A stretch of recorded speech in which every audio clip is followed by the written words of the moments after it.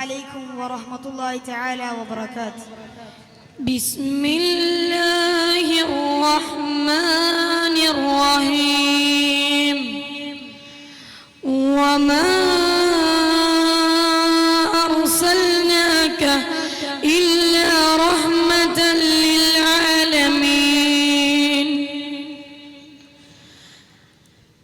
الحمد يا رحمن، الحمد يا سبحان، والشكر يا منان، والشكر يا منان، والذكر يا غفران، والذكر يا غفران.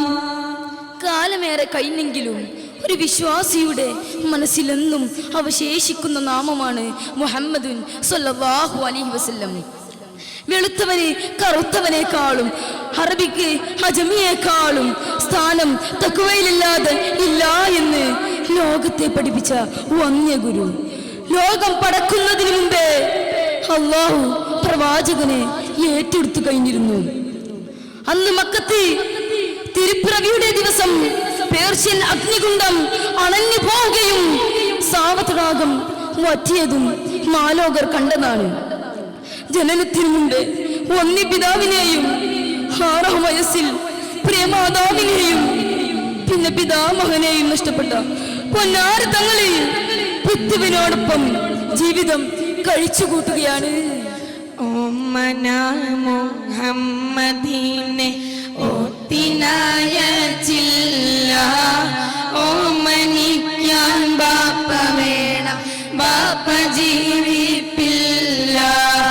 ഓമന മുഹമ്മദീനെ ഓത്തിനായച്ചില്ല, ഓമനിക്കാൻ ബാപ്പ വേണം, ബാപ്പ ജീവിപ്പില്ല.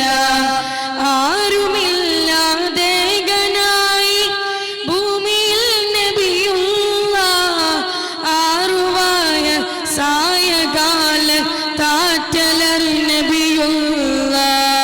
ഭൂതലം പോകുന്ന മുമ്പ് ബാപ്പയും പിരിഞ്ഞു, ബാലനായി വാഴുന്ന കാലം ഉമ്മയും പിരിഞ്ഞു. ഓമന മുഹമ്മദീനെ ഓത്തിനായച്ചില്ല, ഓമനിക്കാൻ ബാപ്പ വേണം, ബാപ്പ ജീവിപ്പില്ല. ബാല്യവും കൗമാരവും പിന്നിട്ട് യുവത്വത്തിലേക്ക് കാലെടുത്തു വെച്ച് മക്കക്കാരുടെ അൽ അമീനായും സ്വാദിഖായും നബിതങ്ങൾ മാറിക്കഴിഞ്ഞു. മറ്റുള്ള ഏതൊരാളെക്കാളും മക്കക്കാർക്ക് ഏറ്റവും പ്രിയങ്കരനായി സ്നേഹവാചകമായി മക്കയിലൂടെ ഒഴുകി നടന്നു. ബാല്യത്തിലും യുവത്വത്തിലും സത്യത്തെയോ നീതിയെയോ അവിടുന്ന് ഒഴിച്ചു നിർത്തിയിട്ടില്ല. ഒരിക്കലും മറ്റുള്ളവരെ വേദനിപ്പിക്കാനോ എതിർത്തു നിൽക്കാനോ തുനിഞ്ഞില്ല. മറിച്ച് മറ്റുള്ളവരുടെ സംതൃപ്തിക്ക് വേണ്ടി കിണഞ്ഞു പരിശ്രമിച്ചു. അങ്ങനെയിരിക്കെ ഒരു ദിവസം മക്കത്തിലെ പ്രഗത്ഭയായ കച്ചവടക്കാരി ഖദീജ ഉമ്മ പ്രവാചകനെ തന്റെ കച്ചവട തലവനാക്കുകയും കച്ചവടത്തിൽ വലിയ ലാഭം ലഭിക്കുകയും ചെയ്തപ്പോൾ അവിടുത്തെ സ്വഭാവം കണ്ട മഹതിക്കൊരു പൂതി, ആ തിരുശ്രേഷ്ഠനെ മംഗല്യം കഴിച്ചാൽ എന്താണ്? അങ്ങനെ തന്നെക്കാൾ 15 വയസ്സുള്ള വീഞ്ഞിയെ കല്യാണം കഴിക്കുകയും ലോകത്ത് അതിബൃഹത്തായ ദാമ്പത്യം കാണിച്ചു കൊടുക്കുകയും ചെയ്തു. എന്തു പറഞ്ഞാലും എന്തക്രമം കാണിച്ചാലും താങ്ങായി തണലായി ഖദീജ ഉമ്മ മാറിക്കഴിഞ്ഞു. കച്ചവടവും കഴിഞ്ഞ് മുത്ത് റസൂലുള്ള വന്ന് കല്യാണാലോചനയ്ക്കായി ബേബി തൂനിഞ്ഞു, ബേബി തൂനിഞ്ഞു. മാണിക്യമലരായ പൂവി മഹദിയാം ഖദീജ ബീവി, മക്കയെന്ന പുണ്യനാട്ടിൽ വിലസിടും നാരി, വിലസിടും നാരി. ബീവി ഖദീജ ബിയന്ന് പുതുമണവാട്ടി ചമഞ്ഞ് മുത്തിനെ ബിയുള്ള പോതു ചാമഞ്ഞ് മാരൻ ചാമഞ്ഞ് മന്നവന്റെ കൽപ്പനയാൽ മംഗല്യനാളും പുലർന്ന് മാതൃകരാം ദമ്പതികൾ മംഗലം നേർന്ന് മംഗലം നേർന്ന്. കാലചക്രം അനുസ്യൂതമായി കറങ്ങിക്കൊണ്ടേയിരുന്നു. തങ്ങൾക്ക് ഏകാന്തമായിരിക്കുന്നത് വളരെ ഇഷ്ടമായിരുന്നു. ഹിറാ ഗുഹയുടെ അശാന്തമായ രാത്രിയിൽ പ്രവാചകന്റെ 40-ാം വയസ്സിൽ മനുഷ്യ ചരിത്രത്തെ തന്നെ പ്രകാശിപ്പിക്കുന്ന മഹത്തായ വിളിയെത്തിയിരിക്കുന്നു. ജിബ്രീൽ അലൈഹിസ്സലാം ഇഖ്റ എന്ന് പറഞ്ഞപ്പോൾ ലോകം ഇരുട്ടിൽ നിന്ന് വെളിച്ചത്തിലേക്കുള്ള പ്രയാണം തുടങ്ങി. ആ നിമിഷം മുതൽ ആ മഹാമനുഷ്യൻ ലോകരാജാവിന്റെ ദൂതനായി കഴിഞ്ഞു. ഇനി മനുഷ്യരാശിയുടെ രക്ഷകൻ. പക്ഷേ കാലത്തിന്റെ കാവ്യനിധി എന്നോണം അവിടുത്തെ ജീവിതം പ്രയാസമായി കഴിഞ്ഞു. തന്നെ അത്രമേൽ സ്നേഹിച്ച, തന്നെ അത്രമേൽ ഹൃദയത്തോട് ചേർത്ത് വെച്ച മക്കക്കാർ പുണ്യ റസൂലിനെ ആട്ടിയോടിച്ചു. അല്ലമീനെന്ന് വിളിച്ചവർ ഭ്രാന്തനെന്ന് വിളിച്ചു. ഭ്രാന്തെന്ന് നീനച്ചോട്ടെ, അവർ ഭ്രാന്തനെന്ന് വിളിച്ചോട്ടെ, എന്നാലും എൻ്റെ ഹബീബേ അങ്ങാണ് എൻ്റെ മുഹബ്ബത്ത്. ഭ്രാന്തെന്ന് നീനച്ചോട്ടെ, അവർ ഭ്രാന്തനെന്ന് വിളിച്ചോട്ടെ, എന്നാലും എൻ്റെ ഹബീബേ അങ്ങാണ് എൻ്റെ മുഹബ്ബത്ത്. കല്ലിനാലെറിഞ്ഞോട്ടെ, അവർ കള്ളനെന്ന് വിളിച്ചോട്ടെ, എന്നാലും എൻ്റെ ഹബീബേ അങ്ങാണ് എൻ്റെ മുഹബ്ബത്ത്. ഭ്രാന്തെന്ന് നീനച്ചോട്ടെ, അവർ ഭ്രാന്തനെന്ന് വിളിച്ചോട്ടെ, എന്നാലും എൻ്റെ ഹബീബേ അങ്ങാണ് എൻ്റെ മുഹബ്ബത്ത്. എല്ലാം പ്രവാചകൻ സഹിച്ചു. ത്വായിഫിന്റെ മലയരവാടത്തിലൂടെ സഹോദര, ഇരുട്ടിൽ നിന്ന് അന്ധകാരത്തിൽ നിന്ന് ദിവ്യ വെളിച്ചിലേക്ക് കടന്നു വരൂ എന്ന് സ്നേഹത്തോടെ സഹനത്തോടെ ക്ഷണിച്ച് ആ പുണ്യ പ്രവാചകൻ കടന്നു ചെന്നപ്പോൾ കൊച്ചു കുട്ടികൾ പോലും പ്രവാചകരെ കല്ലെറിഞ്ഞ് കൂക്കി വിളിച്ച് സ്വീകരിക്കുകയാണ്.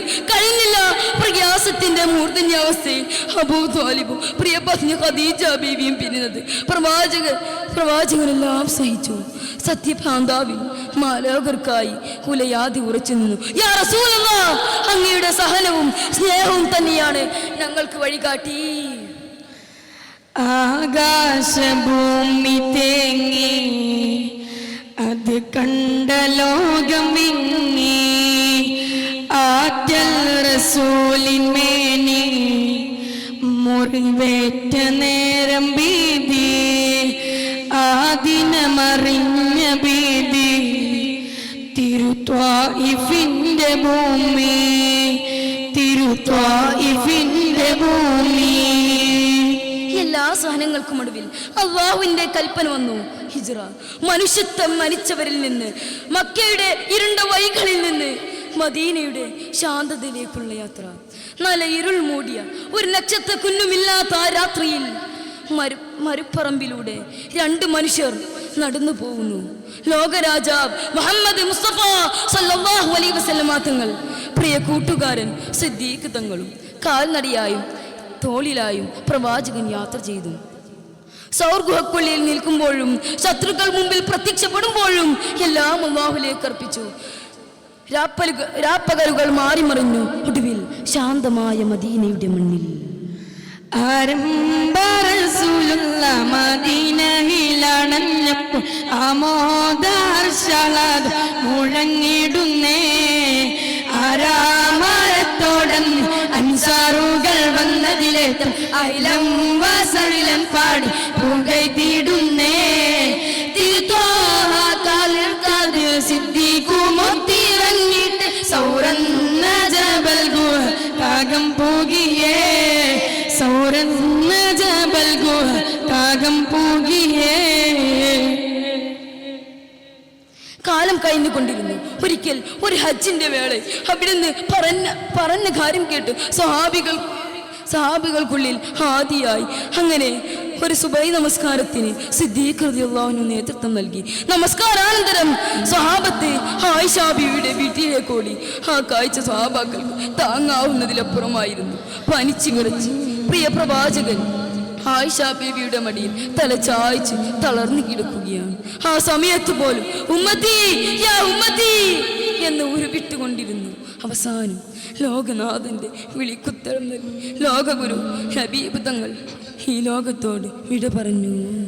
മുത്തായ തങ്ങൾ തളർന്ന് കിടക്കുന്നു. മുത്തുമോൾ ഫാത്തിമ ചാരത്തിരിക്കുന്നു. ഏറ്റവും വിഷാദത ഉപ്പായെ നോക്കുന്നു. ഏറെ പരിചരിച്ചെല്ലാരും നിൽക്കുന്നു. അഷ്റഫുൽ ഖൽഖിൻ വഫാത്തിന്റെ നേരത്ത് അർളും സമാവാതും പൊട്ടിക്കരഞ്ഞല്ലോ. ആരംഭപ്പൂവിൻ്റെ ഹാലും നീല കണ്ട് ഹാലും സ്വഹാബത്തും ദുഃഖിച്ചിരിപ്പല്ലോ. മുത്തുനബിയോടുകൂടെ ജന്നാത്തുൽ ഫിർദൗസിൽ നമ്മളോട് അള്ളാഹു ഉൾപ്പെടുത്തട്ടെ. ആമീൻ. സല്ലല്ലാഹു അലാ മുഹമ്മദ് സല്ലല്ലാഹു അലൈഹി വസല്ലം. സല്ലല്ലാഹു അലാ മുഹമ്മദ് സല്ലല്ലാഹു അലൈഹി വസല്ലം. വനഅളീമു ബിന്നസ്വാഹ ബിന്നൂരിൽ അഹ്ബാബു മർതാഹ വന്നദം അഹ്ബാൻ സദാന ضيفك يا رسول الله. أنا ضيفك يا رسول الله. أنا ضيفك يا رسول الله. أنا ضيفك يا رسول الله. أنا ضيفك يا رسول الله. السلام عليكم ورحمة الله تعالى وبركاته.